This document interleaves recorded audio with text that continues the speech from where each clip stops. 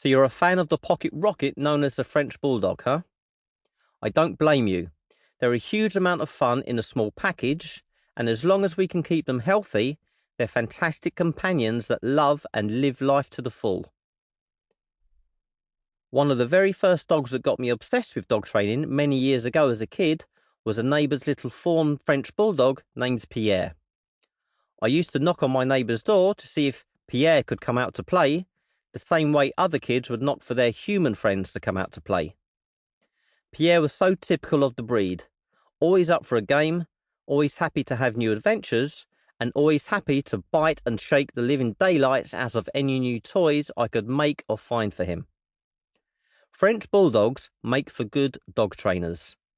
By that, I mean the skill of a dog trainer is to recognise what your chosen breed is hardwired to love doing, and to use those fun activities to exchange for the behaviours you want more of.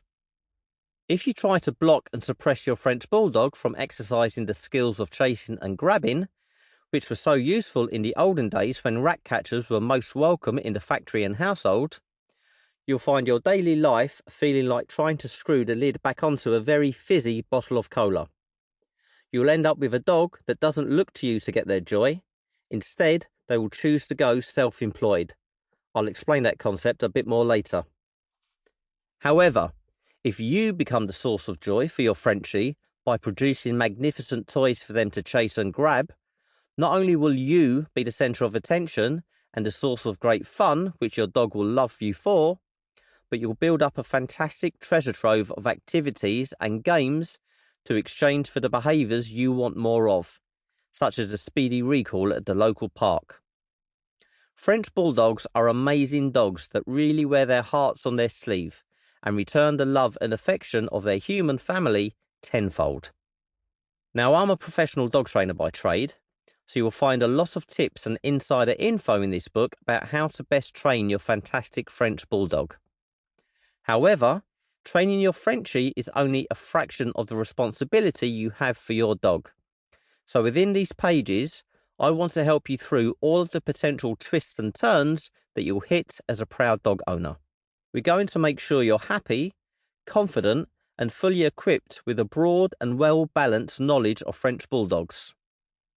From choosing the right dog for you, toilet training, diet and grooming, to discovering what activities your dog will love and hate, appropriate exercise routines, and of course, how to teach the essential skills such as loose lead walking and recall. All of this will make your life with your French Bulldog as fun and rewarding as possible. Enjoy this audiobook, keep your dog happy and healthy, and I wish you many years of fantastic Frenchie adventures ahead. Bonne chance. French Bulldogs, where it all began. So, believe it or not, your little French Bulldog, known in some circles as a bowling ball of a dog, has a history and backstory that takes in Sherwood Forest, the Industrial Revolution, Bohemian 19th century Paris, as well as artists such as Toulouse-Lautrec and even Russian royalty. Jump in a time machine and travel back to the late 18th and early 19th centuries, and you will be hard-pushed to find another dog breed that was back then, and remains to this day, one of the dog-loving world's absolute favourites. That's where we will find out more about the ancestry of this fantastic little breed.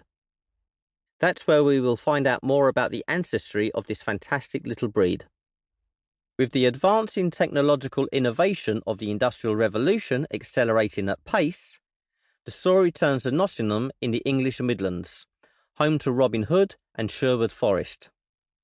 Here, in the cramped, dangerous and grueling factories that paid workers low wages while making high profits, there was a local population of lace makers struggling to get by on their meagre incomes.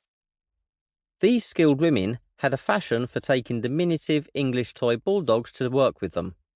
Some historians think this is because the dogs were small enough to keep them company in the limited workspaces, and possibly even sat on their laps.